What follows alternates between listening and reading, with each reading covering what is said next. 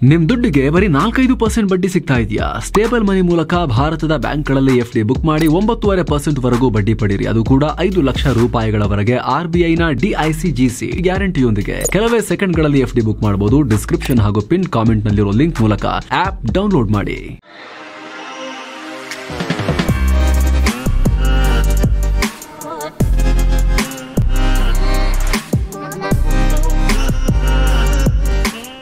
Hi friends, ದಿನದ ಎಲ್ಲ ಪ್ರಮುಖ ಸುದ್ದಿಯನ್ನು ನಿಮಗೆ ತಲುಪಿಸೋ mastmaga.comನ ಫುಲ್ ನ್ಯೂಸ್ಗೆ ಸ್ವಾಗತ. ನಾನು ಅಮರ್ ಪ್ರಸಾದ್. ವಿಪಕ್ಷ ನಾಯಕ ರಾಹುಲ್ ಗಾಂಧಿ ಬ್ಯಾನ್ ಆಗಿರೋ ಚೀನಿ ಡ್ರೋನ್ ಬಗ್ಗೆ ಮಾತನಾಡಿ ಭಾರಿ ವಿವಾದಕ್ಕೀಡಾಗಿದ್ದಾರೆ. ಭಾರತದ ಗಡಿ ಭದ್ರತಾ ಪಡೆಯಿಂದ ಹಿಡಿದು ಕೈಗಾರಿಕಾ ತಜ್ಞರ ತನಕ ಎಲ್ಲರಿಂದಲೂ ಟೀಕೆಗೆ ಗುರಿಯಾಗಿದ್ದಾರೆ ಒಂದೇ ದಿನದಲ್ಲಿ. ಇತ್ತೀಚೆಗಷ್ಟೇ ರಾಹುಲ್ ಗಾಂಧಿ ಭಾರತದಲ್ಲಿ ಬ್ಯಾನ್ ಆಗಿರೋ ಚೀನಾದ DJI ಡ್ರೋನ್ ಒಂದನ್ನು ಕೈಯಲ್ಲಿ ಹಿಡಿದು ಅದನ್ನು ಹಾಡಿ ಹೊಗಳಿ ಭಾರತದ ಡ್ರೋನ್ ಉತ್ಪಾದಕ ಕಂಪನಿಗಳು ಸರಿ ಇಲ್ಲ ಅಂತ ಹೇಳಿದ್ರು. ಚೀನಾವು ನಮಗಿಂತ ಬೆಟರ್ ಅಂತ ಹೇಳಿದ್ರು. ಯುದ್ಧ ಭೂಮಿಯಲ್ಲಿ ಡ್ರೋನ್ಗಳ ಪಾತ್ರ ಎಷ್ಟು ಅನ್ನೋದನ್ನು ಎಕ್ಸ್ಪ್ಲೇನ್ ಮಾಡೋಕೆ ಒಂದು ವಿಡಿಯೋ ರೀತಿ ಮಾಡಿದ್ರು. ಅದರಲ್ಲಿ ಮಾತನಾಡ್ತಾ ಇದೆಲ್ಲ ಆಗೋಗಿತ್ತು. ನಮ್ಮಲ್ಲಿ ಈ ಡ್ರೋನ್ನಲ್ಲಿ ಬಳಸಲಾಗೋ ಕಾಂಪೊನೆಂಟ್ಸ್ ತಯಾರು ಮಾಡಲ್ಲ, ನಮಗಿದ್ರ ನಾಲೆಡ್ಜೇ ಇಲ್ಲ, ಇದನ್ನು ಹೇಗೆ ಮಾಡೋದು ಅಂತಲೂ ನಮಗೆ ಗೊತ್ತಿಲ್ಲ, ಹೀಗಾಗಿ ನಾವು ಇಂಥದ್ರಲ್ಲಿ ಜಾಸ್ತಿ ಹೂಡಿಕೆ ಮಾಡಬೇಕು ಅಂತ ರಾಹುಲ್ ಗಾಂಧಿ ಹೇಳಿದ್ರು. ಅಲ್ಲದೆ PM ಮೋದಿ ಯಾವಾಗಲೂ AI ಕ್ಷೇತ್ರದಲ್ಲಿ ನಾವು ನಂಬರ್ 1 ಆಗ್ತೀವಿ ಅಂತ ಹೇಳ್ತಾನೆ ಇರ್ತಾರೆ. ಆದರೆ ಇವೆಲ್ಲ ಹೇಳುವಷ್ಟು ಸುಲಭ ಅಲ್ಲ. ಹೀಗೆ ಆಗಬೇಕಾದ್ರೆ ಮೊದಲು ನಮ್ಮ ಉತ್ಪಾದನಾ ಕ್ಷೇತ್ರದ ಮೇಲೆ ಗಮನ ಹರಿಸಬೇಕು. ಇಂಥ ಒಂದು ಡ್ರೋನ್ ತಯಾರಿಸೋಕೆ ಅಮೆರಿಕ ಮತ್ತು ಯುರೋಪ್ ರಾಷ್ಟ್ರಗಳಿಂದಲೂ ಸಾಧ್ಯ ಇಲ್ಲ. ಚೀನಾ ಡ್ರೋನ್ ಇಟ್ಕೊಂಡು ಅವ್ರು ಹೇಳಿದ್ದು ಅಮೆರಿಕ ಮತ್ತು ಯುರೋಪ್ ರಾಷ್ಟ್ರಗಳಿಂದಲೂ ಸಾಧ್ಯ ಇಲ್ಲ. ಆದರೆ ನಮ್ಮಿಂದ ಸಾಧ್ಯ ಇದೆ. ಇಂತಹ ಡ್ರೋನ್ ತಯಾರಿಸೋಕೆ ಸಾಧ್ಯವಾಗದೆ ಹೋದರೂ ಕೂಡ ಮನಸ್ಸು ಮಾಡಿದರೆ ಇದಕ್ಕೆ ಪೈಪೋಟಿ ಕೊಡುವಷ್ಟಾದರೂ ನಾವು ಮಾಡ್ಬೋದು ಅಂತ ಹೇಳಿದ್ದಾರೆ. ಹೀಗೆ ಹೇಳಿರೋ ವಿಡಿಯೋನ ತಮ್ಮ ಯೂಟ್ಯೂಬ್ ಚಾನಲ್ನಲ್ಲಿ ರಾಹುಲ್ ಗಾಂಧಿ ಪಬ್ಲಿಷ್ ಮಾಡಿದ್ದಾರೆ. ಇದಕ್ಕೀಗ ಭಾರತದ ಗಡಿ ಭದ್ರತಾ ಪಡೆ BSF ವಿರೋಧ ವ್ಯಕ್ತಪಡಿಸಿದೆ. ರಾಹುಲ್ ಕೈಯಲ್ಲಿರೋ DJI ಡ್ರೋನ್ಗಳನ್ನು ಭಯೋತ್ಪಾದನೆಗೆ ಬಳಸಲಾಗ್ತಾ ಇದೆ. ಪಾಕ್ ಉಗ್ರರು ಸೇಮ್ ಇದನ್ನೇ ಯೂಸ್ ಮಾಡೋದು. ಮಾದಕ ವಸ್ತು, ಅಕ್ರಮ ಶಸ್ತ್ರಾಸ್ತ್ರಗಳ ಕಳ್ಳ ಸಾಗಾಣಿಕೆ ಮಾಡೋಕೆ ಬಳಸ್ತಾರೆ. ಈ ಪರ್ಟಿಕ್ಯುಲರ್ ಡ್ರೋನ್ ಭಾರತದಲ್ಲಿ ಆಲ್ರೆಡಿ ಬ್ಯಾನ್ ಆಗಿದೆ ಅಂತ BSF ಹೇಳಿದೆ. ಅಂದಹಾಗೆ ಭದ್ರತಾ ಪಡೆ ಇದೇ DJI ಡ್ರೋನ್ಗಳನ್ನು ಪಂಜಾಬ್ನ ಅಮೃತ್ಸರ್ನಲ್ಲೂ ಕೂಡ ವಶಕ್ಕೆ ಪಡೆದಿದೆ. ಪಂಜಾಬ್ ಪೊಲೀಸ್ ಜೊತೆಗಿನ ಸಹಯೋಗದಲ್ಲಿ DJI ಮ್ಯಾರೈಸ್ 300 RTK ಅನ್ನೋ ಡ್ರೋನ್ನ ಅಮೃತ್ಸರದ ಕೃಷಿ ಭೂಮಿಯಲ್ಲಿ ಬೀಳಿಸಲಾಗಿತ್ತು. ಇದರ ಜೊತೆಗೆ 1 ಪ್ಯಾಕೆಟ್ ಮಾದಕ ವಸ್ತು ಕೂಡ ಸಿಕ್ಕಿತ್ತು ಅಂತ BSF ಮಾಹಿತಿ ಕೊಟ್ಟಿದೆ. ಅತ್ತ ರಾಹುಲ್ ಹೇಳಿಕೆಗೆ ಡ್ರೋನ್ ಫೆಡರೇಷನ್ ಆಫ್ ಇಂಡಿಯಾದ ಅಧ್ಯಕ್ಷ ಸ್ಮಿತ್ ಶಾ ಕೂಡ ಖಂಡಿಸಿದ್ದಾರೆ. ಚೀನಿ ಡ್ರೋನ್ ಅನ್ನು ಹಿಡ್ಕೊಂಡು ತೋರಿಸಿ ಬೆಳವಣಿಗೆ ಕಾಣ್ತಿರೋ ನಮ್ಮ ದೇಶದ ಡ್ರೋನ್ ಉತ್ಪಾದಕ ಸೆಕ್ಟರ್ ಬಗ್ಗೆ ಇಷ್ಟೊಂದು ಕೀಳಾಗಿ ಮಾತನಾಡೋದು ಸರಿಯಲ್ಲ, ಇದು ದಾರಿ ತಪ್ಪಿಸೋ ಕೆಲಸ ಅಂತ ಹೇಳಿದ್ದಾರೆ. ಅಲ್ಲದೆ ಭಾರತದಲ್ಲಿ 50ಕ್ಕೂ ಅಧಿಕ ಡ್ರೋನ್ ಕಾಂಪೊನೆಂಟ್ ತಯಾರಿಸೋ ಕಂಪನಿಗಳಿವೆ. ಇದ್ರ ಬಗ್ಗೆ ತಿಳಿದೇನೆ ಬಾಯಿಗೆ ಬಂದ ಹಾಗೆ ಹೇಳೋದು ಸರಿಯಲ್ಲ ಅಂತ ರಾಹುಲ್ ವಿರುದ್ಧ ಆಕ್ರೋಶ ವ್ಯಕ್ತಪಡಿಸಿದ್ದಾರೆ. ಇತ್ತ ಎದುರಾಳಿ ಪಕ್ಷ BJPಯಿಂದಲೂ ಕೂಡ ರಾಹುಲ್ ವಿರುದ್ಧ ತೀವ್ರ ಟೀಕಾ ಪ್ರಹಾರ ಆಗಿದೆ. ಮತ್ತೊಂದು ಕಡೆ ಕಾಂಗ್ರೆಸ್ನ ಓವರ್ಸೀಸ್ ಚೇರ್ಮನ್ ಅಂದ್ರೆ ಕಾಂಗ್ರೆಸ್ನ ವಿದೇಶಿ ಘಟಕಗಳ ಮುಖ್ಯಸ್ಥ ಸ್ಯಾಮ್ ಪಿತ್ರೊಡಾ ಮತ್ತೆ ವಿವಾದಾಸ್ಪದ ಹೇಳಿಕೆಯನ್ನು ಕೊಟ್ಟಿದ್ದಾರೆ. ಚೀನಾ ನಮ್ಮ ಶತ್ರು ಅಲ್ಲ ಅಂತ ಸ್ಯಾಮ್ ಪಿತ್ರೊಡಾ ಹೇಳಿದ್ದಾರೆ. ಮೊದಲಿಂದಲೂ ಚೀನಾ ನಮ್ಮ ದೊಡ್ಡ ಶತ್ರು ಅನ್ನೋ ಮೈಂಡ್ ಸೆಟ್ ಅನ್ನು ನಾವು ಚೇಂಜ್ ಮಾಡ್ಕೋಬೇಕು ಅಂತ ಹೇಳಿದ್ದಾರೆ. ಚೀನಾದಿಂದ ನನಗೆ ಯಾವುದೇ ರೀತಿ ಅಪಾಯನೇ ಕಾಣ್ತಾ ಇಲ್ಲ. ನನಗನ್ಸುತ್ತೆ ಚೀನಾದಿಂದ ದೊಡ್ಡ ಅಪಾಯ ಇದೆ ಅಂತ ನಾವು ಸದಾ ಎಕ್ಸಾಜುರೇಟ್ ಮಾಡ್ತಾ ಇದ್ದೀವಿ, ಅಂದರೆ ಸ್ವಲ್ಪ ಜಾಸ್ತಿ ಸೇರಿಸ್ಬಿಟ್ಟು ಉತ್ಪ್ರೇಕ್ಷೆ ಮಾಡಿ ಹೇಳ್ತಾ ಇದ್ದೀವಿ. ಯಾಕಂದರೆ ಚೀನಾ ಅಮೆರಿಕದ ಶತ್ರು ಅನ್ನೋ ಕಾರಣಕ್ಕೆ. ಆದ್ರೀಗ ಎಲ್ಲ ರಾಷ್ಟ್ರಗಳು ಸಹಯೋಗದಿಂದ ಇರೋ ಕಾಲ ಅಂತ ಹೇಳಿದ್ದಾರೆ. ಲಾಸ್ಟ್ ಲೈನ್ ಫೈನ್, ಎಲ್ಲ ರಾಷ್ಟ್ರಗಳು ಸಹಯೋಗದಿಂದ ಇರೋ ಕಾಲ ಅಂತ. ಆದರೆ ಚೀನಾ ನಮ್ಮ ಶತ್ರುನೇ ಅಲ್ಲ ಅಂತ ಇದೇ ರೀತಿ ಅಂದ್ಕೊಂಡೆ 1962 ನೆಹರು ಅವರು ಹೊಡೆತ ತಿಂದಿದ್ದು ಚೀನಾ ಕೈಲಿ. ಅಂದಹಾಗೆ PM ನರೇಂದ್ರ ಮೋದಿ ಮತ್ತು ಅಮೆರಿಕ ಅಧ್ಯಕ್ಷ ಡೊನಾಲ್ಡ್ ಟ್ರಂಪ್ರಿಂದ ಚೀನಾದಿಂದ ಬರೋ ಅಪಾಯ ಕಂಟ್ರೋಲ್ ಮಾಡೋಕೆ ಸಾಧ್ಯ ಇದೆಯಾ ಅಂತ ಪ್ರಶ್ನೆ ಮಾಡಲಾಯಿತು. ಅದಕ್ಕೆ ಕಾಂಗ್ರೆಸ್ನ ಓವರ್ಸೀಸ್ ಚೇರ್ಮನ್ ಸ್ಯಾಮ್ ಪಿತ್ರೊಡಾ ಈ ರೀತಿ ಹೇಳಿದ್ದಾರೆ. ಸ್ಯಾಮ್ರ ಈ ಹೇಳಿಕೆಯಿಂದ ಖುದ್ದು ಕಾಂಗ್ರೆಸ್ ಪಾರ್ಟಿ ಕೂಡ ಡಿಸ್ಟೆನ್ಸ್ ಮೇಂಟೈನ್ ಮಾಡಿದೆ. ತನ್ನ ವಿದೇಶಿ ಘಟಕದ ಚೇರ್ಮನ್ ಹೇಳಿಕೆಯಿಂದಲೇ ಭಾರತದ ಕಾಂಗ್ರೆಸ್ ಅಂದರೆ ಮುಖ್ಯ ಕಾಂಗ್ರೆಸ್ ಘಟಕ ಅಂತರ ಕಾಯ್ದುಕೊಂಡಿದೆ. ಅದು ಅವರ ಹೇಳಿಕೆ, ಪಕ್ಷದ ಹೇಳಿಕೆ ಅಲ್ಲ ಅಂತ AICC ಪ್ರಧಾನ ಕಾರ್ಯದರ್ಶಿ ಜೈರಾಮ್ ರಮೇಶ್ ಹೇಳಿದ್ದಾರೆ. ಇನ್ನು ಪಿತ್ರೊಡಾ ಹೇಳಿಕೆಗೆ BJP ಟೀಕಿಸಿದೆ.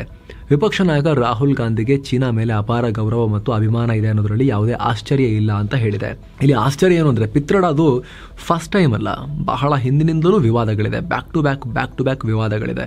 ಎಲೆಕ್ಷನ್ ಟೈಮ್ನಲ್ಲಿ ಹಿಂಗೆ ಬಾಯಿಗೆ ಬಂದಂಗೆ ಹೇಳಿಕೆಯನ್ನು ಕೊಟ್ಟು ಇದೇ ರಾಹುಲ್ರ ಕಾಂಗ್ರೆಸ್ ಹೈಕಮಾಂಡ್ ಅವ್ರನ್ನ ತೆಗೆದುಹಾಕಿತ್ತು, ಓವರ್ಸೀಸ್ ಚೇರ್ಮನ್ ಹುದ್ದೆಯಿಂದ ತೆಗೆದುಹಾಕಿತ್ತು. ಆ ಟೈಮ್ನಲ್ಲಿ ಎಲೆಕ್ಷನ್ ಟೈಮ್ನಲ್ಲಿ ಇನ್ನೇನೇನು ಬಾಂಬ್ ಹಾಕ್ತಾರೆ ಇವರು ಅಂತ ಹೇಳಿ. ಎಲೆಕ್ಷನ್ ಮುಗಿತಾ ಇದ್ದ ಹಾಗೆ ಮತ್ತೆ ಅದೇ ಸ್ಥಾನಕ್ಕೆ ಅವ್ರನ್ನ ರೀಅಪಾಯಿಂಟ್ ಮಾಡ್ಕೊಂಡಿದ್ರು. ಈಗ ಅವ್ರು ಕಂಟಿನ್ಯೂ ಮಾಡಿದ್ದಾರೆ. ಏನು ಹೇಳಿ, ಕಾಮಿಕಾಜೆ ಡ್ರೋನ್ ಥರ ಅವರ ಪಾರ್ಟಿಯನ್ನೇ ಡ್ಯಾಮೇಜ್ ಮಾಡುವಂಥ ಪ್ರಯತ್ನವನ್ನು ಕಂಟಿನ್ಯೂ ಮಾಡಿದ್ದಾರೆ ಅವರು. ಹಾಗಿದ್ರು ಯಾಕೆ ಪಿತ್ರಡ ಮೇಲೆ ಇಷ್ಟೊಂದು ಪ್ರೀತಿ ಕಾಂಗ್ರೆಸ್ ಪಾರ್ಟಿಗೆ? ಯಾಕಂದರೆ ರಾಜೀವ್ ಗಾಂಧಿ ಕಾಲದಿಂದ ಇವರು, ರಾಹುಲ್ ಗಾಂಧಿ ಅವರ ತಂದೆ ರಾಜೀವ್ ಗಾಂಧಿ ಅವರ ಫ್ರೆಂಡ್, ಅವ್ರಿಗೆ ಬಹಳ ಕ್ಲೋಸ್ ಆಗಿದ್ದವರು. ಆಗಿನಿಂದಲೂ ಕಾಂಗ್ರೆಸ್ನ ಫಸ್ಟ್ ಫ್ಯಾಮಿಲಿ ನೆಹರು ಗಾಂಧಿ ಫ್ಯಾಮಿಲಿಗೆ ಬಹಳ ಕ್ಲೋಸ್ ಮನುಷ್ಯ ಅವರು. ರಾಹುಲ್ ಗಾಂಧಿ ವಿದೇಶಕ್ಕೆ ಹೋದಾಗ ಅದನ್ನೆಲ್ಲ ಆರ್ಗನೈಸ್ ಮಾಡೋದು, ಆ ಥರದ್ದೆಲ್ಲ ಇವೆಂಟ್ಗಳನ್ನು ಸೆಟ್ ಮಾಡೋದು ಇದೇ ಸ್ಯಾಮ್ ಪಿತ್ರೋಡ. ಹಾಗಾಗಿ ಅವಾಗಿನಿಂದಲೂ ಕೂಡ ಬಾಂಧವ್ಯ ಮುಂದುವರ್ಕೊಂಡು ಬಂದಿದೆ. ಹಾಗಾಗಿ ಇವ್ರನ್ನ ಬಿಡ್ತಾ ಇಲ್ಲ, ಅವ್ರು ಏನೇ ಹೇಳಿದ್ರು ಕೂಡ ಕಾಂಗ್ರೆಸ್ನವರು. ಏನು, ಪಾಕಿಸ್ತಾನದಲ್ಲಿ ದೊಡ್ಡ ಉಗ್ರ ಹುಳುವೊಂದನ್ನು ಹೊಡೆದುರುಳಿಸಲಾಗಿದೆ. ಲಷ್ಕರ್ ಪೊಲಿಟಿಕಲ್ ವಿಂಗ್ನ ಲೀಡರ್ ಮೌಲಾನಾ ಕಶಿಫ್ ಅಲಿಯನ್ನ ಅವರ ಮನೆ ಬಾಗಿಲ ಮುಂದೆನೆ ಅಪರಿಚಿತರು ಗುಂಡಿಕ್ಕಿ ಹತ್ಯೆ ಮಾಡಿದ್ದಾರೆ. ಖೈಬರ್ ಪಖ್ತೂನ್ಖ್ವಾ ಪ್ರಾಂತ್ಯದ ಸ್ವಾಬಿ ಅನ್ನೋ ಪ್ರದೇಶದಲ್ಲಿ ಈ ಘಟನೆಯಾಗಿದೆ. ಕಳೆದ ವರ್ಷದಿಂದ ಲಷ್ಕರ್ನ ಪೊಲಿಟಿಕಲ್ ವಿಂಗ್ ಅನ್ನ ಈತ ಮುನ್ನಡೆಸ್ತಾ ಇದ್ದ. ಈಗ ಈತನ ಮನೆ ಬಾಗಿಲಿನ ಮುಂದೆ ಬೈಕ್ನಲ್ಲಿ ಬಂದ ಅಪರಿಚಿತ ಮುಸುಕುದಾರಿಗಳು ಗುಂಡು ಹಾಕಿ ಹೋಗಿದ್ದಾರೆ ಈತನ ಮೇಲೆ. ಏನು, ಈ ವಿಚಾರ ಪಾಕ್ನಲ್ಲಿ ಭಾರಿ ಕೋಲಾಹಲಕ್ಕೆ ಕಾರಣ ಆಗ್ತಿದೆ. ಈ ಘಟನೆಗೆ ಲಷ್ಕರ್ ಸಂಬಂಧಿತ ಉಗ್ರ ಸಂಘಟನೆಗಳು ಪಾಕ್ ಸರ್ಕಾರದ ವಿರುದ್ಧ ಆಕ್ರೋಶ ಹೊರಹಾಕಿವೆ. ತಕ್ಷಣ ತಪ್ಪಿತಸ್ಥರನ್ನ ಅರೆಸ್ಟ್ ಮಾಡಿ ಅಂತ ಆಗ್ರಹಿಸಿವೆ. ಅಂದಹಾಗೆ ಕಳೆದ ತಿಂಗಳು ಕೂಡ ಇದೇ ಲಷ್ಕರ್ ಸಂಘಟನೆಯ 3 ಹತ್ಯೆ ಮಾಡಲಾಗಿತ್ತು. ಕಳೆದ 1-2 ವರ್ಷಗಳಿಂದ ಮುಸುಕುದಾರಿಗಳ ಆರ್ಭಟ ಪಾಕಿಸ್ತಾನದಲ್ಲಿ ಜಾಸ್ತಿನೇ ಆಗಿದೆ. ನಾವು ಈ ಹಿಂದೆ ಕೂಡ ಮಾಹಿತಿಯನ್ನು ಕೊಟ್ಟಿದ್ವಿ. ಅವಾಗಿಂದಲೂ ಕೂಡ ಈ ಲಷ್ಕರ್ನವರು ಏನಿತ್ತು, ಲಾ ಅಂಡ್ ಆರ್ಡರ್ ಸಿಚುವೇಶನ್, ಕ್ರಮ ತಗೊಳ್ಳಿ ಅಂತ ಸರ್ಕಾರಕ್ಕೆ ಆಗ್ರಹ ಮಾಡ್ತಾನೆ ಇದ್ವು. ಲಾ ಅಂಡ್ ಆರ್ಡರ್ ಬಗ್ಗೆ ಇವರು ಮಾತಾಡ್ತಿದ್ರು, ಉಗ್ರರೆಲ್ಲ. ಆದರೆ ಪಾಕ್ ಸರ್ಕಾರ ಮಾತ್ರ ಇದುವರೆಗೆ ಯಾವುದೇ ಪ್ರತಿಕ್ರಿಯೆ ಕೊಟ್ಟಿಲ್ಲ. ಮತ್ತೊಂದು ಕಡೆ ಭಾರತ ಮತ್ತು ಪಾಕ್ ಗಡಿಯಲ್ಲಿ ಉದ್ವಿಗ್ನತೆ ಜೋರಾಗ್ತಿರೋ ಹೊತ್ತಲ್ಲಿ ಮತ್ತೊಂದು ಇಂಪಾರ್ಟೆಂಟ್ ಡೆವಲಪ್ಮೆಂಟ್ ಆಗಿದೆ. ಜಮ್ಮು ಕಾಶ್ಮೀರದ ಪೂಂಚ್ ಸೆಕ್ಟರ್ನ ಮೆಂದಾರ್ ಪಟ್ಟಣದ ಬಳಿಯ ಅರಣ್ಯ ಪ್ರದೇಶದಲ್ಲಿ ಭಾರತೀಯ ಸೇನೆ ಶಂಕಿತ ಉಗ್ರರ ವಿರುದ್ಧ ಕಾರ್ಯಾಚರಣೆ ಶುರು ಮಾಡಿದೆ. ಇಂಡಿಯನ್ ಆರ್ಮಿಯ ರೋಮಿಯೋ ಫೋರ್ಸ್ ಮತ್ತು ಸ್ಪೆಷಲ್ ಆಪರೇಷನ್ ಗ್ರೂಪ್ SOG 2 ಪಡೆಗಳು ಸೇರಿ ಬಿಗ್ ಆಪರೇಷನ್ ನಡೆಸ್ತಾ ಇವೆ. ಸದಾ ಒಂದಿಲ್ಲೊಂದು ಅಕ್ರಮಗಳಿಂದ ಸುದ್ದಿಯಾಗೋ ಕರ್ನಾಟಕ ಲೋಕಸೇವಾ ಆಯೋಗ KPSCಯ ಮತ್ತೊಂದು ಹಗರಣ ಬಯಲಾಗಿದೆ. KPSC ನಡೆಸಿದ ಗ್ರಾಮೀಣ ಕುಡಿಯುವ ನೀರು ಮತ್ತು ನೈರ್ಮಲ್ಯ ಇಲಾಖೆಯ 14 ಅಸಿಸ್ಟೆಂಟ್ ಎಕ್ಸಿಕ್ಯೂಟಿವ್ ಆಫೀಸರ್ ಗ್ರೇಡ್ 1 ಹುದ್ದೆಗಳ ನೇಮಕಾತಿಯಲ್ಲಿ ಭಾರಿ ಅಕ್ರಮ ನಡೆದಿರುವುದು ಬೆಳಕಿಗೆ ಬಂದಿದೆ. ಈ 14 ಹುದ್ದೆಗಳ ನೇಮಕಾತಿಗೆ ನಡೆದ ಪರೀಕ್ಷೆಯಲ್ಲಿ 10 ಅಭ್ಯರ್ಥಿಗಳು OMR ಶೀಟ್ ಅನ್ನ ತಿದ್ದಿ ಹುದ್ದೆಗೆ ಇಟ್ಟಿಸಿಕೊಂಡಿದ್ದಾರೆ ಅಂತ KPSC ನೇಮಿಸಿದ ತನಿಖಾ ಸಮಿತಿನೇ ಪತ್ತೆ ಹಚ್ಚಿದೆ. ಅಂದಹಾಗೆ KPSC 2023 ಜುಲೈ 1 ಮತ್ತು 2ನೇ ತಾರೀಕು 24 ಅಸಿಸ್ಟೆಂಟ್ ಎಕ್ಸಿಕ್ಯೂಟಿವ್ ಆಫೀಸರ್ ಹುದ್ದೆಗೆ ಪರೀಕ್ಷೆ ನಡೆಸಿತ್ತು. ಅದೇ ವರ್ಷದ ಸೆಪ್ಟೆಂಬರ್ನಲ್ಲಿ ಹುದ್ದೆಯ ತಾತ್ಕಾಲಿಕ ಆಯ್ಕೆ ಪಟ್ಟಿಯನ್ನ ಪ್ರಕಟಿಸಿತ್ತು. ಈ ಆಯ್ಕೆ ಪಟ್ಟಿಯಲ್ಲಿ ಅಕ್ರಮ ಇದೆ ಅಂತ ಆಯ್ಕೆ ಪಟ್ಟಿಯಲ್ಲಿ ಹೆಸರಿಲ್ಲದ ಅಭ್ಯರ್ಥಿ KPSCಗೆ ಆಕ್ಷೇಪಣೆ ಹಾಕಿದ್ರು. ಇದನ್ನು ಗಂಭೀರವಾಗಿ ಪರಿಗಣಿಸಿದ KPSC ತನಿಖೆಗೆ ಆಂತರಿಕ ಸಮಿತಿ ರಚಿಸಿತ್ತು. ಈ ಸಮಿತಿ 500ಕ್ಕೂ ಅಧಿಕ ಪುಟಗಳ ತನಿಖಾ ವರದಿಯಲ್ಲಿ ಪರೀಕ್ಷಾ ಅಕ್ರಮ ಆಗಿರುವುದನ್ನು ಸಾಕ್ಷ್ಯಗಳ ಸಮೇತ ಉಲ್ಲೇಖಿಸಿದೆ. ಈ ವರದಿಯನ್ನ ಈಗ ಆಲ್ರೆಡಿ KPSC ಸರ್ಕಾರಕ್ಕೆ ಕೊಟ್ಟಿದ್ದು, ಅಕ್ರಮ ನಡೆಸಿ ಹುದ್ದೆ ಪಡೆದಿರುವ ಅಭ್ಯರ್ಥಿಗಳ ಆಯ್ಕೆ ರದ್ದುಪಡಿಸಬೇಕು, ಇವರ ಮೇಲೆ ಕಾನೂನು ಕ್ರಮ ಆಗಬೇಕು ಹಾಗೂ ಉಳಿದ ಅಭ್ಯರ್ಥಿಗಳಿಗೆ ತಕ್ಷಣ ನೇಮಕಾತಿ ಆದೇಶ ಕೊಡಬೇಕು, ಜೊತೆಗೆ ಈ ಪ್ರಕರಣದ ಸಂಪೂರ್ಣ ತನಿಖೆಯನ್ನ CIDಗೆ ಕೊಡಬೇಕು ಅಂತ ಆಗ್ರಹ ಮಾಡಿದೆ. ಮಹತ್ವದ ಬೆಳವಣಿಗೆಯಲ್ಲಿ ಸಿಎಂ ಸಿದ್ದರಾಮಯ್ಯ 2025-26ರ ಕರ್ನಾಟಕ ಬಜೆಟ್ ಅನ್ನು ಮಾರ್ಚ್ 7ನೇ ತಾರೀಕು ಮಂಡಿಸುವುದಾಗಿ ಘೋಷಿಸಿದ್ದಾರೆ. ವಿಧಾನಸೌಧದಲ್ಲಿ ಬಜೆಟ್ ಪೂರ್ವಭಾವಿ ಸಭೆ ಬಳಿಕ ಮಾತನಾಡಿದ ಸಿಎಂ, ಮಾರ್ಚ್ 3ರಿಂದ ಅಧಿವೇಶನ ಆರಂಭ ಆಗಲಿದ್ದು, ಮೊದಲಿಗೆ ರಾಜ್ಯಪಾಲರು ಜಂಟಿ ಸದನವನ್ನು ಉದ್ದೇಶಿಸಿ ಮಾತನಾಡುತ್ತಾರೆ. ಇದಾದ ನಂತರ 3 ದಿನಗಳ ಕಾಲ ರಾಜ್ಯಪಾಲರ ಭಾಷಣದ ಮೇಲೆ ಚರ್ಚೆ ನಡೆಯುತ್ತೆ. ಬಳಿಕ ಮಾರ್ಚ್ 7ನೇ ತಾರೀಕು ಬಜೆಟ್ ಮಂಡಿಸುವುದಾಗಿ ತಿಳಿಸಿದ್ದಾರೆ. ಏನು, ಮೆಟ್ರೋ ದರ ಏರಿಕೆ ವಿಚಾರವಾಗಿ ಸಿಎಂ ಸಿದ್ದರಾಮಯ್ಯ ರಿಯಾಕ್ಟ್ ಮಾಡಿದ್ದಾರೆ. ಟಿಕೆಟ್ ದರ ಏರಿಕೆ ಮಾಡೋದು ರಾಜ್ಯ ಸರ್ಕಾರ ಅಲ್ಲ, ಮೆಟ್ರೋ ದರ ನಿಗದಿಗೆ ಕಮಿಟಿ ನೇಮಕ ಮಾಡೋದು ಕೇಂದ್ರ ಸರ್ಕಾರ. ಕಮಿಟಿಯಲ್ಲಿ 2 ಕೇಂದ್ರ ಸರ್ಕಾರದ ಪ್ರತಿನಿಧಿ, 1 ರಾಜ್ಯ ಸರ್ಕಾರದ ಪ್ರತಿನಿಧಿ ಇರ್ತಾರೆ. ಮೆಟ್ರೋ ಒಂದು ಸ್ವಾಯತ್ತ ಸಂಸ್ಥೆ, ಆದರೂ ಮೆಟ್ರೋವನ್ನು ರಾಜ್ಯ ಕೇಂದ್ರ ಸರ್ಕಾರಗಳೆರಡೂ ನಡೆಸ್ತವೆ.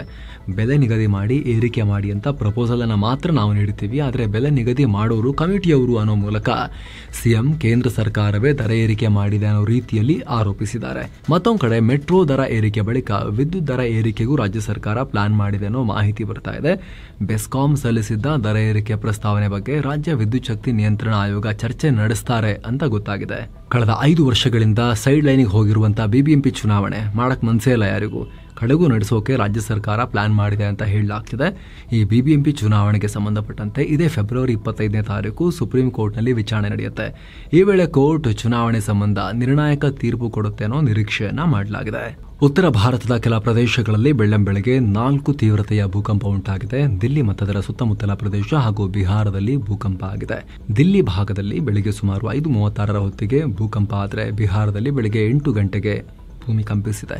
ಇದರಿಂದ ನಿದ್ದೆಲಿದ್ದ ದಿಲ್ಲಿ, ನೋಯ್ಡಾ, ಗ್ರೇಟರ್ ನೋಯ್ಡಾ ಹಾಗೂ ಗಾಜಿಯಾಬಾದ್ನ ಜನ ಹೆದರಿ ಮನೆಯಿಂದ ಹೊರಗೋಡು ಬಂದಿದ್ದಾರೆ. ಸದ್ಯ ಯಾವುದೇ ರೀತಿ ಪ್ರಾಣಹಾನಿ ಅಥವಾ ಆಸ್ತಿಪಾಸ್ತಿ ನಷ್ಟ ಆಗಿಲ್ಲ. ದಿಲ್ಲಿಯ ಧೌಲಾ ಕುಮಾದಲ್ಲಿರೋ Durgabai Deshmukh college of special education ಬಳಿ ಭೂಕಂಪನದ ಕೇಂದ್ರ ಬಿಂದು ಇದೆ ಅಂತ ಅಧಿಕಾರಿಗಳು ಹೇಳಿದ್ದಾರೆ. ಈ ಬಗ್ಗೆ ಪಿಎಂ ನರೇಂದ್ರ ಮೋದಿ ಪ್ರತಿಕ್ರಿಯಿಸಿ, ಶಾಂತವಾಗಿರಿ, ಸುರಕ್ಷತಾ ಕ್ರಮಗಳನ್ನು ತಗೊಳ್ಳಿ, ಈ ಬಗ್ಗೆ ಸಂಬಂಧಪಟ್ಟ ಅಧಿಕಾರಿಗಳು ಮಾನಿಟರ್ ಮಾಡ್ತಾ ಇದ್ದಾರೆ ಅಂತ ಹೇಳಿದ್ದಾರೆ. ದಿಲ್ಲಿ ರೈಲ್ವೆ ಸ್ಟೇಷನ್ ಅಲ್ಲಿ ದೊಡ್ಡ ಕಾಲ್ ತುಳಿತ ಉಂಟಾಗಿ 18 ಜನ ಪ್ರಾಣ ಕಳ್ಕೊಂಡ್ರಲ್ಲ, ಅದರ ಬೆನ್ನಲ್ಲೇ ರೈಲ್ವೆ ಇಲಾಖೆ ಎಚ್ಚೆತ್ತುಕೊಂಡಿದೆ. ಇನ್ನು ಮುಂದೆ ಈ ರೀತಿ ಘಟನೆ ಮರುಕಳಿಸಬಾರದು ಅಂತ ಕೇಂದ್ರ ಸರ್ಕಾರ ಹೊಸ ಕ್ರಮಕ್ಕೆ ಮುಂದಾಗಿದೆ. ದೇಶದ ಒಟ್ಟು 60 ರೈಲ್ವೆ ಸ್ಟೇಷನ್ಗಳಲ್ಲಿ ಪ್ರಯಾಣಿಕರಿಗೆ ಉಳ್ಕೊಳ್ಳೋಕೆ ಹೋಲ್ಡಿಂಗ್ ಝೋನ್ಗಳನ್ನು ಸ್ಥಾಪಿಸೋಕೆ ಹಾಗೂ AI ಟೆಕ್ನಾಲಜಿಯನ್ನು ಇದಕ್ಕೆ ಯೂಸ್ ಮಾಡ್ಕೊಳ್ಳೋಕೆ ರೆಡಿಯಾಗಿದೆ. ರೈಲ್ವೆ ಸ್ಟೇಷನ್ನಲ್ಲಿ ಭಾರೀ ಜನದಟ್ಟಣೆ ಉಂಟಾದರೆ ಕಾಲ್ ತುಳಿತ ಸೇರಿದಂತೆ ಸಾಕಷ್ಟು ಅನಾಹುತಗಳಾಗ್ಬೋದು. ಅದೆಲ್ಲ ಆಗದಿರೋ ಥರ ಮುನ್ನೆಚ್ಚರಿಕೆಯನ್ನು ವಹಿಸಿ ಜನರನ್ನ ಹೋಲ್ಡಿಂಗ್ ಏರಿಯಾಗಳಲ್ಲಿ ಇಟ್ಕೊಂಡೆಲ್ಲ ಒಂದೇ ಕಡೆ ಸೇರಿದಿರೋ ಥರ ನೋಡ್ಕೊಳ್ಳೋಕೆ ಸರ್ಕಾರ ಈ ಪ್ಲಾನ್ ಮಾಡಿದೆ ಅನ್ನೋ ಮಾಹಿತಿ ಬರ್ತಾ ಇದೆ. ಇತ್ತೀಚೆಗಷ್ಟೇ ಕಾಂಗ್ರೆಸ್ ಸಂಸದ ಗೌರವ್ ಗೊಗೊಯ್ ಪತ್ನಿಗೆ ಪಾಕ್ ISI ನಂಟಿದೆ ಅಂತ ಅಸ್ಸಾಂ ಸಿಎಂ ಹಿಮಂತ ಬಿಸ್ವಾ ಸರ್ಮಾ ಆರೋಪಿಸಿದ್ರು. ಈ ವಿಚಾರವೀಗ ಇನ್ನಷ್ಟು ಕೋಲಾಹಲಕ್ಕೆ ಕಾರಣವಾಗಿದೆ. ಭಾರತದ ಆಂತರಿಕ ವ್ಯವಹಾರ ಮತ್ತು ಸಂಸದೀಯ ವಿಚಾರಗಳ ಬಗ್ಗೆ ಕಾಮೆಂಟ್ ಮಾಡಿದ ಪಾಕ್ ಪ್ರಜೆ ಅಲಿ ತೌಕೀರ್ ಶೇಖ್ ಮತ್ತು ಇನ್ನಷ್ಟು ಜನರ ವಿರುದ್ಧ ಅಸ್ಸಾಂ ಪೊಲೀಸರು ಕೇಸ್ ಹಾಕೊಂಡಿದ್ದಾರೆ. ಇದೇ ಪಾಕ್ ಪ್ರಜೆ ಅಲಿ ತೌಕೀರ್ ಶೇಖ್ಗೆ ಗೌರವ್ ಗೊಗೊಯ್ರ ಪತ್ನಿಗೆ ಲಿಂಕ್ ಇದೆ ಅಂತ ಆರೋಪ ಮಾಡಲಾಗಿತ್ತು. ಸೊ ಈ ಕುರಿತು ತನಿಖೆ ಕೂಡ ನಡೆಸಬಹುದು ಅಂತ ಹಿಮಂತ ಬಿಸ್ವಾ ಸರ್ಮಾ ಹೇಳಿದ್ದಾರೆ. ಅಂದಹಾಗೆ ಈ ಗೌರವ್ ಗೊಗೊಯ್ ಪತ್ನಿ ಬ್ರಿಟನ್ ಮೂಲದ ಎಲಿಜಬೆತ್ ಕೋಲ್ಬೋನ್ಗೆ ಪಾಕಿಸ್ತಾನ ಹಾಗೂ ಅದರ ಗುಪ್ತಚರ ಸಂಸ್ಥೆ ISI ನಂಟಿದೆ. ಈ ಹಿಂದೆ ಎಲಿಜಬೆತ್ ಕೋಲ್ಬೋನ್ ಅವರು ಇಸ್ಲಾಮಾಬಾದ್ನ ಕ್ಲೈಮೇಟ್ ಅಂಡ್ ಡೆವಲಪ್ಮೆಂಟ್ ನಾಲೆಜ್ ನೆಟ್ವರ್ಕ್ನಲ್ಲಿ ಕೆಲಸ ಮಾಡುತ್ತಿರುವಾಗ ಇದೇ ಅಲಿ ತೌಕೀರ್ ಶೇಖ್ನ ಪರಿಚಯ ಆಗಿತ್ತು. ಇದೇ ವೇಳೆ ಪಾಕ್ನ ISI ಜೊತೆಗೂ ಲಿಂಕ್ ಏರ್ಪಟ್ಟಿತ್ತು ಅಂತ ಆರೋಪಿಸಲಾಗಿತ್ತು. ಇದರ ಬೆನ್ನಲ್ಲೇ ಈ ಬೆಳವಣಿಗೆಯಾಗಿದೆ. ಆದರೆ ಸದ್ಯಕ್ಕೆ ಇವೆಲ್ಲ ಆರೋಪಗಳ ಲೆವೆಲ್ನಲ್ಲೇ ಇದೆ. ಈ ಆರೋಪಗಳನ್ನು ಕಂಪ್ಲೀಟ್ಲಿ ಫುಲ್ಲಿ ಎಸ್ಟಾಬ್ಲಿಷ್ ಮಾಡೋಕೆ ಥಿಯರಿಗಳಿದಾವೆ. ಆದರೆ ಹಾರ್ಡ್ ಎವಿಡೆನ್ಸ್ ಇನ್ನಷ್ಟೇ ಎಮರ್ಜ್ ಆಗಬೇಕು. ಆ ಥರದ್ದು ಯಾವುದೂ ಕೊಟ್ಟಿಲ್ಲ ಇನ್ನೂ ಕೂಡ ಅಸ್ಸಾಂನ ಮುಖ್ಯಮಂತ್ರಿ ಹಿಮಂತ ಬಿಸ್ವಾ ಸರ್ಮಾ ಆಗಲಿ ಅಥವಾ ಕ್ಲೈಮ್ ಮಾಡ್ತಿರೋರು ಈ ರೀತಿ. ಭಾರತದಲ್ಲಿ ವೋಟರ್ ಟರ್ನ್ಔಟ್ ಅಥವಾ ಮತದಾನದ ಸಂಖ್ಯೆ, ಜನ ವೋಟ್ ಮಾಡೋದರ ಪ್ರಮಾಣ ಜಾಸ್ತಿ ಮಾಡೋಕೆ ಅಮೆರಿಕ $27 ಮಿಲಿಯನ್ ಅಂದರೆ $224 ಕೋಟಿ ದುಡ್ಡನ್ನು ಕೊಟ್ಟಿತ್ತು, ಮೀಸಲಿಟ್ಟಿತ್ತು. ಅದನ್ನೀಗ ರದ್ದು ಮಾಡಲಾಗಿದೆ ಅಂತ ಅಮೆರಿಕದ ಡಿಪಾರ್ಟ್ಮೆಂಟ್ ಆಫ್ ಗವರ್ಮೆಂಟ್ ಎಫಿಷಿಯನ್ಸಿ ಹೇಳಿತ್ತು. ಇದಕ್ಕೀಗ ಭಾರತದ ಚುನಾವಣಾ ಆಯೋಗದ ಮಾಜಿ ಮುಖ್ಯಸ್ಥ SY ಕುರೇಶ್ ಇದನ್ನು ತಳ್ಳಿಹಾಕಿದ್ದಾರೆ. ಈ ರಿಪೋರ್ಟ್ ಸಂಪೂರ್ಣ ಸುಳ್ಳು ಮತ್ತು ದುರುದ್ದೇಶಪೂರಿತ ಅಂತ ಹೇಳಿದ್ದಾರೆ. ಈಗ ಇತರ ಪ್ರಮುಖ ಸುದ್ದಿಯ ಕ್ವಿಕ್ ರೌಂಡ್ ಅಪ್ ನೋಡ್ತಾ ಹೋಗೋಣ. ಫೆಬ್ರವರಿ 10ನೇ ತಾರೀಕು ನಡೆದ ಉದಯಗಿರಿ ಗಲಭೆ ಕೇಸ್ಗೆ ಸಂಬಂಧಪಟ್ಟಂತೆ ಮಹತ್ವದ ಬೆಳವಣಿಗೆಯಾಗಿದೆ. ಸೋಷಿಯಲ್ ಮೀಡಿಯಾದಲ್ಲಿ ವಿವಾದಿತ ಪೋಸ್ಟ್ ಹಾಕಿ ಪೊಲೀಸರಿಂದ ಅರೆಸ್ಟ್ ಆಗಿದ್ದ ಆರೋಪಿ ಸತೀಶ್ ಅಲಿಯಾಸ್ ಪಾಂಡುರಂಗ ಅನ್ನೋರಿಗೆ ಮೈಸೂರಿನ 2ನೇ ಹೆಚ್ಚುವರಿ ಸಿವಿಲ್ ಕೋರ್ಟ್ ಷರತ್ತುಬದ್ಧ ಜಾಮೀನನ್ನು ಕೊಟ್ಟಿದೆ. UPಯ ಸಂಬಲ್ನ ಶಾಹಿ ಜಾಮಾ ಮಸೀದಿ ಸರ್ವೆ ವೇಳೆ ನಡೆದಂತ ಹಿಂಸಾಚಾರದಲ್ಲಿ 4 ಜನರನ್ನ ಹತ್ಯೆ ಮಾಡಿದ ಆರೋಪದ ಮೇಲೆ ಇಬ್ಬರನ್ನ ಪೊಲೀಸರು ಬಂಧಿಸಿದ್ದಾರೆ. ಬಂಧಿತರನ್ನ ಮೊಹಮ್ಮದ್ ಹಸನ್ ಮತ್ತು ಸಮದ್ ಅಂತ ಗುರುತಿಸಲಾಗಿದೆ. ನಿಮ್ಗೆ ಗೊತ್ತಿರೋ ಹಾಗೆ ಕಳೆದ ವರ್ಷದ ನವೆಂಬರ್ 14ನೇ ತಾರೀಕು ಈ ಸಂಬಲ್ ಹಿಂಸಾಚಾರದ ಗಲಾಟೆಯಾಗಿತ್ತು. ವಾರದ ಮೊದಲ ಸೆಷನ್ನಲ್ಲಿ ಭಾರತದ ಷೇರುಪೇಟೆ ಅಟ್ಲೀಸ್ಟ್ ಗ್ರೀನ್ನಲ್ಲಿ ಎಂಡ್ ಆಗಿದೆ. ದಿನದ ವಹಿವಾಟಿನ ಅಂತ್ಯಕ್ಕೆ ಸೆನ್ಸೆಕ್ಸ್ 57 ಪಾಯಿಂಟ್ಸ್ ಜಾಸ್ತಿಯಾಗಿ 75,996ಕ್ಕೆ ತಲುಪಿತು. ನಿಫ್ಟಿ 30 ಪಾಯಿಂಟ್ಸ್ ಜಾಸ್ತಿಯಾಗಿ 22,959ಕ್ಕೆ ತಲುಪಿತು. ಜಾಗತಿಕ ಮಾರುಕಟ್ಟೆಯ ಪಾಸಿಟಿವ್ ಬೆಳವಣಿಗೆ, ಫಿನಾನ್ಷಿಯಲ್ ಸ್ಟಾಕ್ ರಿಕವರಿ, ಹೆವಿವೇಟ್ ಮತ್ತು ಫಾರ್ಮಾ ಸ್ಟಾಕ್ಗಳು ಚೆನ್ನಾಗಿ ಪರ್ಫಾರ್ಮ್ ಮಾಡಿದ್ರಿಂದ ಮಾರ್ಕೆಟಲ್ಲಿ ಚೇತರಿಕೆ ಕಂಡುಬರಿದೆ. ಇನ್ನು ಕಳೆದ ಹಲವು ಸೆಷನ್ನಲ್ಲಿ ಮಾರುಕಟ್ಟೆ ಭಾರೀ ಸೆಲ್ಲಿಂಗ್ ಪ್ರೆಷರ್ ಅನುಭವಿಸಿತ್ತು. ಇದರಿಂದ ಸ್ಟಾಕ್ಗಳ ವ್ಯಾಲ್ಯೂ ಕಮ್ಮಿಯಾಗಿತ್ತು. ಹೂಡಿಕೆದಾರರು ಇದರ ಸದುಪಯೋಗ ಮಾಡಿಕೊಂಡಿದ್ದಾರೆ. ಒಂದಷ್ಟು ಸ್ಟಾಕ್ ಬೈಯಿಂಗ್ ನಡೆದಿದೆ. ಹಾಗಾಗಿ ಒಂದು ಮಟ್ಟಿಗೆ ಗ್ರೀನರಿ ಕಂಡುಬಂತು. ಇಲ್ಲಾಂದರೆ ಬರೀ ರಕ್ತಪಾತ ಇತ್ತಲ್ಲ. ಹಾಗಾಗಿ Adani Enterprises, Bajaj Finserv, IndusInd Bank, Power Grid Corporation of India, Shriram ಫೈನಾನ್ಸ್ಗಳು ಚೆನ್ನಾಗಿ ಪರ್ಫಾರ್ಮ್ ಮಾಡಿದ್ವು. Bharti Airtel, Mahindra and Mahindra, Wipro, Tata Consultancy, Infosys ರೆಡ್ನಲ್ಲಿದ್ವು. ಡಾಲರ್ ಮುಂದೆ ರೂಪಾಯಿ ಮೌಲ್ಯ 16 ಪೈಸೆ ಡೌನ್ ಆಯಿತು. $86.87 ಆಗಿದೆ. ಇನ್ನು ಚಿನ್ನ ಮತ್ತು ಬೆಳ್ಳಿ ಬೆಲೆ ವಿಚಾರಕ್ಕೆ ಬಂದರೆ 24 ಕ್ಯಾರೆಟ್ನ 10 ಗ್ರಾಂ ಚಿನ್ನದ ಬೆಲೆಯಲ್ಲಿ $774 ಕಮ್ಮಿಯಾಗಿ $85,254 ಆಗಿದೆ. 22 ಕ್ಯಾರೆಟ್ನ 10 ಗ್ರಾಂ ಚಿನ್ನದ ಬೆಲೆಯಲ್ಲಿ $684 ಕಮ್ಮಿಯಾಗಿ $78,090 ಆಗಿದೆ. 1 ಕೆಜಿ ಬೆಳ್ಳಿ ಬೆಲೆಯಲ್ಲಿ $2,007 ಕಮ್ಮಿಯಾಗಿ $95,946 ಆಗಿದೆ.